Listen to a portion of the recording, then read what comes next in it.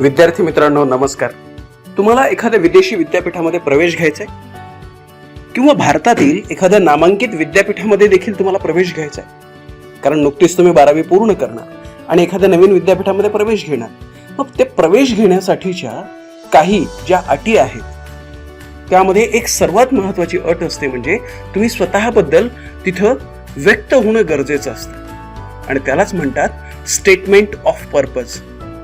तुम्हाला त्या ठिकाणी का ऍडमिशन घ्यायचंय, तुमच्यामध्ये असं काय पोटेन्शियल आहे, तुम्हाला तो विषय, त्या विषयामधील ती डिग्री तुम्हाला नक्की काय घ्यायची आहे, या सर्व गोष्टी ज्या एकत्रित ठिकाणी लिहिल्या जातात त्या एकत्रित लिहिण्याला आपण स्टेटमेंट ऑफ पर्पज असं म्हणतो. तर विद्यार्थी मित्रांनो, आज आपण अभ्यास करणार आहोत एका नवीन लेखन प्रकाराचा, एका नवीन रायटिंग स्किल्सचा, that is statement of purpose.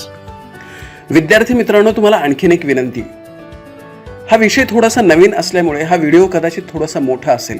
शेवटपर्यंत तुम्ही हा व्हिडिओ पाहायचा आहे, म्हणजे तुम्हाला स्टेटमेंट ऑफ पर्पज ही काय गोष्ट आहे हे संपूर्णतः लक्षात येईल. या व्हिडिओच्या शेवटी मी तुम्हाला स्टेटमेंट ऑफ पर्पजचा आणखीन एक फॉर्मॅट आणि काही ॲडिशनल टिप्स तुम्हाला देणार आहे. त्यामुळे हा व्हिडिओ तुम्ही शेवटपर्यंत पाहायचा आहे आणि त्यानंतरच तुम्हाला नक्की स्टेटमेंट ऑफ पर्पज हे काय आहे ही बाब पण नक्की समजेल. Hello friends, welcome to our YouTube channel. This is doctor Ganesh Mudegaonkar. Subscribe my channel, share this video with your friends and don't forget to press the bell icon for more notifications.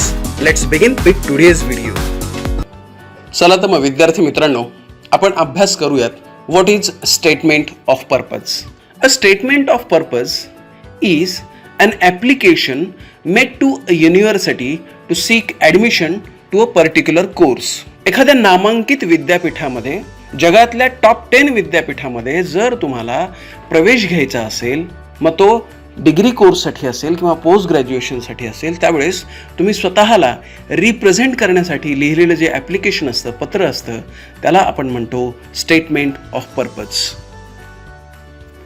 या ठिकाणी आपण असं गृहीत धरलेलं आहे की तुम्ही 11वी आणि 12वी हे तुमचं शिक्षण पूर्ण केलेलं आहे आणि यानंतर तुम्ही एका विदेशी विद्यापीठामध्ये किंवा भारतातल्या एका नामांकित विद्यापीठामध्ये प्रवेश घेणार आहात आणि त्यासाठी तुम्हाला स्टेटमेंट ऑफ पर्पज लिहायचं आहे.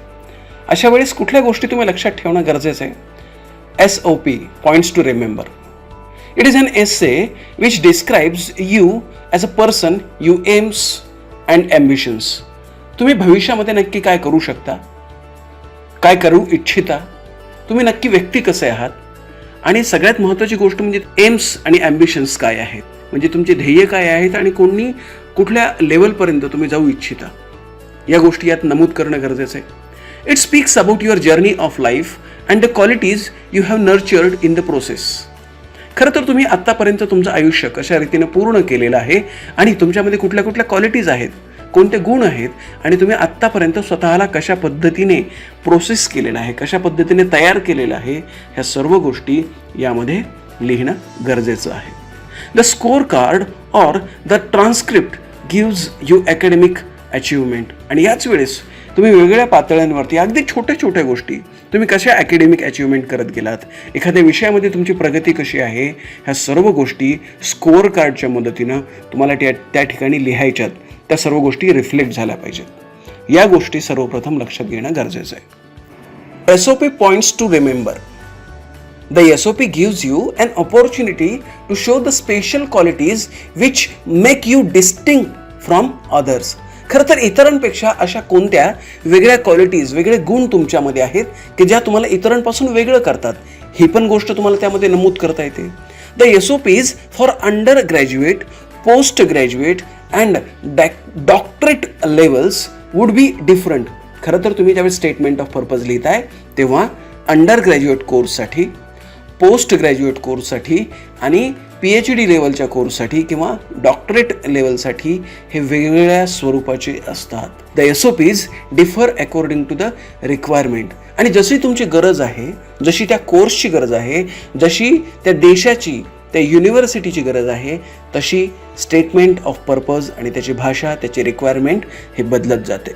At this level, Wien you would pass your standard 12th examination and write personal statements to universities for admission to undergraduate course. You should follow format given. म्हणजे काय, तुम्ही आता नुकतीच 12वीची परीक्षा देणार आहात आणि एका अंडर ग्रॅज्युएट कोर्ससाठी तुम्ही प्रवेश घेणार आहात. अशा वेळेस तुम्ही कशा पद्धतीने स्टेटमेंट ऑफ पर्पज लिहायचं याचा फॉर्मॅट तुम्हाला पुढे दिलेला आहे. Just go through the format. Format of statement of purpose. मित्रांनो, चला बघूयात स्टेटमेंट ऑफ पर्पजचा format. The statement of purpose should be written in around 500 words, tentatively in 5 or 6 paragraphs. Statement of purpose हे मुळात 500 किंवा 600 शब्दामध्ये आपण लिहिणं अपेक्षित आहे आणि 5 ते 6 पॅराग्राफ्स मध्येच तुम्हाला हे स्टेटमेंट ऑफ पर्पज लिहिणं आवश्यक आहे. First point, begin with your introduction. Talk about your personal background, your mental makeup and your aim in life. म्हणजे थोडक्यात काय, तुमची वेगळ्या पद्धतीने तुम्हाला ओळख करून द्यायची आहे. तुमचं पर्सनल बॅकग्राऊंड, तुमचं फॅमिली बॅकग्राऊंड, तुम्ही या कोर्ससाठी कशा पद्धतीने स्वतःला मेंटली प्रिपेअर केलेलं आहे ही गोष्ट, आणि पुढे जाऊन आयुष्यामध्ये तुम्ही या कोर्सच्या मदतीने कुठे जाऊ इच्छिता ही गोष्ट या ठिकाणी नमूद करणं गरजेचं आहे. Second paragraph, it should speak about why you wish to join this specific program or course and at the same time your area of interest. म्हणजे सर्वात महत्त्वाची गोष्ट ही आहे की तुम्हाला हाच प्रोग्राम, हाच कोर्स का जॉईन करायचा आहे आणि तुमचा इंटरेस्ट एरिया कोणता आहे, कशामध्ये तुम्हाला पुढे भविष्यामध्ये काम करायचं आहे हे देखील वेगळ्या शब्दामध्ये या सेकंड पॅराग्राफमध्ये नमूद करणं गरजेचं आहे. In the third paragraph, write about your qualities that would be helpful or suitable for this career goal or objective. तुमच्या क्वालिटीज, तुमचे गुण, तुमच्या आवडीनिवडी या करिअर गोलसाठी, या ऑब्जेक्टिव्हसाठी कशा रीतीने उपयोगाचे आहेत हे सुद्धा या थर्ड पॅराग्राफमध्ये नमूद करणं गरजेचं आहे.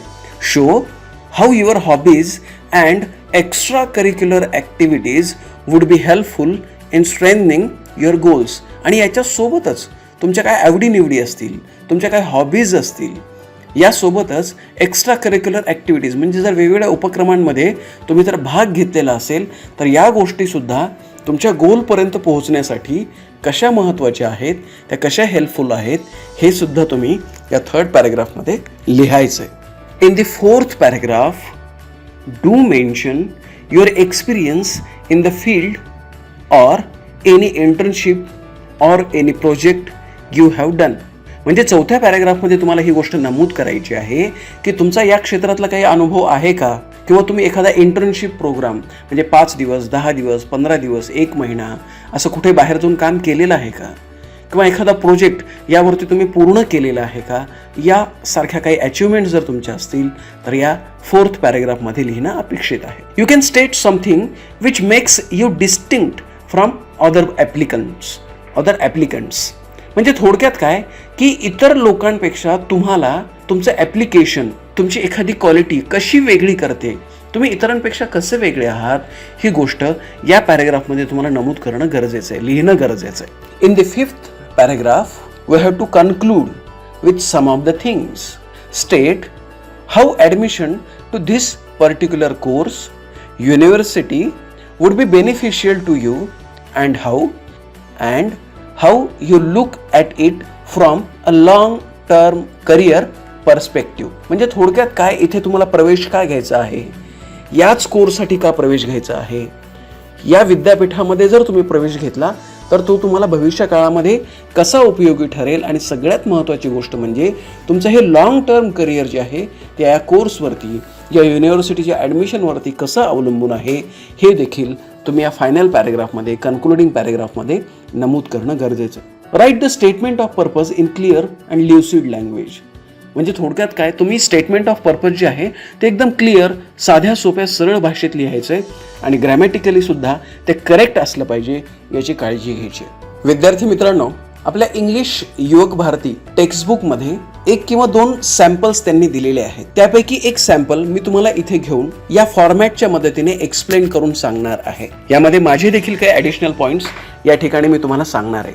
याच्या मदतीने तुम्ही एक चांगलं स्टेटमेंट ऑफ पर्पज लिहू शकाल अशी माझी खात्री आहे. Let's begin with the solved example of statement of purpose from our textbook. मित्रांनो, आपल्या फॉर्मॅटमधला पहिला पॉईंट आहे begin with your introduction. Talk about yourself, your personal background, your mental makeup and your aim in life. चला तर मग बघूया टेक्स्टबुकमधल्या एक्झाम्पलमध्ये त्यांनी नक्की काय दिलंय बरं. सॅम्पल 2 मध्ये इथे तुम्हाला मी काही महत्त्वाचे मुद्दे मुद्दामून कलर आणि अंडरलाईन करून दिलेले आहेत. म्हणजे आपल्या फॉर्मॅटनुसार यांनी इथे काय काय लिहिलेलं आहे तुम्ही पाहू शकता. म्हणजे हा पूर्ण पॅरेग्राफ जर तुम्ही वाचलात तर तुमच्या लक्षात येईल की त्या व्यक्तीने आपला पर्सनल बॅकग्राऊंड आणि कशा पद्धतीने त्याला पुढे या कोर्समध्ये ॲडमिशन घेण्यासाठीच्या गोष्टी त्याने सांगितलेल्या आहेत. महत्त्वाचे मुद्दे त्यांना सांगितलेले आहेत. पहा, त्या विद्यार्थ्याला इकॉनॉमिक्ससाठी ॲडमिशन घ्यायचं आहे आणि त्या इकॉनॉमिक्स या विषयामध्ये त्याची आवड कशा पद्धतीने आहे, तो कशा पद्धतीने त्या विषयामध्ये त्याचा इंटरेस्ट होता, ह्या सर्व गोष्टी त्याने एकत्रित या ठिकाणी फर्स्ट पॅरेग्राफमध्ये दिलेल्या आहेत. हे जरा व्यवस्थित तुम्ही वाचून घेतला तर तुमच्या लक्षात येईल. आता सेकंड पॅराग्राफमध्ये काय लिहिणं अपेक्षित होतं. It should speak about why you wish to join this university. कुठल्या स्पेसिफिक प्रोग्रामला आणि कोर्सला तुम्हाला ॲडमिशन घ्यायचं आहे आणि तुझा एरिया ऑफ इंटरेस्ट नक्की काय आहे. आता आपल्या या विद्यार्थ्याचा एरिया ऑफ इंटरेस्ट आहे इकॉनॉमिक्स आणि या इकॉनॉमिक्समध्ये जर समजा त्याला प्रवेश, या इकॉनॉमिक्स विषयासाठी जर त्याला प्रवेश घ्यायचा असेल, कोर्ससाठी त्याला प्रवेश घ्यायचा असेल तर कुठल्या कुठल्या गोष्टी त्याला माहिती असणं आवश्यक आहे. मग आत्तापर्यंत त्यांनी कोणत्या कोणत्या बाबींचा विचार केलेला होता, त्यांना कोणत्या कोणत्या गोष्टी अभ्यासलेल्या होत्या, ह्या सुद्धा त्याने इथे दिलेल्या आहेत. मग त्याच्या शालेय जीवनापासून त्याने कोणत्या कोणत्या गोष्टी लक्षात घेतलेल्या आहेत. आत्ता इकॉनॉमिक्समध्ये नक्की काय चाललेलं आहे आणि इकॉनॉमिक्स कशा पद्धतीने आपल्या रोजच्या जीवनाशी निगडीत आहे, एखादं पुस्तक त्याच्या संदर्भातलं त्यानं वाचलेलं होतं का, ह्या सर्व गोष्टी त्यानं सेकंड पॅरेग्राफमध्ये नमूद केलेल्या आहेत. Just read this paragraph carefully. Third पॅरेग्राफमध्ये आपल्याला काय लिहायचं आहे तर your qualities that would be helpful suitable for this career. Show your hobbies, extra curricular activities and your goals, projects, certifications. म्हणजे थोडक्यात काय, थर्ड पॅरेग्राफमध्ये तुमच्या क्वालिटीज असतील, तुमचे काही गुण असतील, बरोबर. तुम्ही त्या करिअर गोलसाठी कसे महत्त्वाचे आहात, तुमच्या हॉबीज, एक्स्ट्रा करिक्युलर ॲक्टिव्हिटीज या संदर्भात तुम्ही काही केलेले आहात का. मग याच्यामध्ये या विद्यार्थ्यांना सुद्धा खरं तर अशा काही गोष्टी करून पाहिल्यात का, केल्यात का. इकॉनॉमिक्स या विषयाशी रिलेटेड कुठल्या कुठल्या गोष्टी त्याला आवडतात, कुठले कुठले विषय त्याला आवडतात, भावी जीवनामध्ये या युनिव्हर्सिटी लेवलवरती असेल पुढे जाऊन तो कशा रीतीने अभ्यास करणार आहे, ह्या सर्व गोष्टी त्याने या थर्ड पॅरेग्राफमध्ये लिहिलेल्या आहेत. त्याचा देखील आपण अभ्यास करायचा आहे. So read this paragraph carefully. In the fourth paragraph do mention your experience in this field. खरं तर या क्षेत्रामधला तुमचा काही छोटासाच का असे ना, परंतु अनुभव असेल तर तो सुद्धा नमूद करा. तुम्ही एखादा इंटर्नशिप, एखादा प्रोजेक्ट कंप्लीट केलेला असेल, जसं मी आत्ताच तुम्हाला म्हटलं, ते पण लिहा. You can state something which makes you distinct from other participants. खरं तर इतर पार्टिसिपंट्सपेक्षा तुमच्याकडे वेगळी कोणती गुणवत्ता आहे, कोणता गुण आहे, कोणती क्वालिटी आहे, ती देखील तुम्ही या फोर्थ पॅरेग्राफमध्ये मेन्शन करा. आपण बघूयात या विद्यार्थ्यांना असं काही लिहिलेलं आहे का की त्यानं एक्स्ट्रा करिक्युलर ॲक्टिव्हिटीज कोणत्या कोणत्या केल्या होत्या, एका नॅशनल कॉन्फरन्समध्ये त्यानं कसा भाग घेतलेला होता, त्यातल्या कुठल्या कमिटीत त्यानं काम केलेलं होतं, कुठल्या गोष्टीचा त्याला खूप छान पद्धतीने फायदा झाला. ह्या सर्व गोष्टी त्याने फोर्थ पॅरेग्राफमध्ये नमूद केलेल्या आहेत. आपण त्याचा अभ्यास करायचा आहे, ते व्यवस्थितरित्या आपण वाचायचं आहे. So please read this fourth paragraph. Fifth पॅरेग्राफमध्ये state how admission to this particular course university would be beneficial to you and how you took at it from a long term career perspective. खरं तर या कोर्सला तुम्हाला admission मिळाल्यानंतर तुम्ही कशा रीतीने खरं तर याचा फायदा घ्याल व इतरांना या गोष्टीचा कसा फायदा करून द्याल, यासोबतच तुम्ही याच्यामध्ये लॉंग टर्म करिअर कशा पद्धतीने कराल. आणि जर आत्तापर्यंत या संदर्भात तुम्ही काही रिसर्च वर्क केलेलं असेल, काही संशोधन केलेलं असेल, या संदर्भातल्या तुमच्या काही छोट्या छोट्या अचिव्हमेंट्स असतील, तुम्ही तुमच्या शाळेमध्ये, कॉलेजमध्ये 11वी 12वीला असताना काही छोट्या छोट्या गोष्टी केलेल्या असतील, तर त्यासुद्धा या फिफ्थ पॅरेग्राफमध्ये तुम्ही नमूद करायला हरकत नाही. So please read this fifth paragraph. Sixth paragraph. Final note mentioning how their graduate programme helps you and professors whom you want to work under and how their research interest incline with yours and thank them for considering your application. खरं तर 2-3 गोष्टी खूप महत्त्वाच्या आहेत याच्यामध्ये, की तुम्ही ज्या ग्रॅज्युएट प्रोग्रामला ॲडमिशन घेऊ इच्छिता तिथले शिक्षक असतील, प्राध्यापक असतील, त्यांचं संशोधनाचं काम कशा रीतीने चालतं, त्याच संशोधन क्षेत्रामध्ये तुम्हाला पण काम करायचं आहे हे पण तुम्ही सांगणं गरजेचं आहे. आणि सगळ्यात महत्त्वाची गोष्ट म्हणजे तुम्ही माझं हे ॲप्लिकेशन स्टेटमेंट ऑफ पर्पज वाचताय, हीच गोष्ट माझ्यासाठी खूप महत्त्वाची. तर याच्यासाठी सुद्धा तुम्ही त्यांना थँक्यू म्हटलं पाहिजे.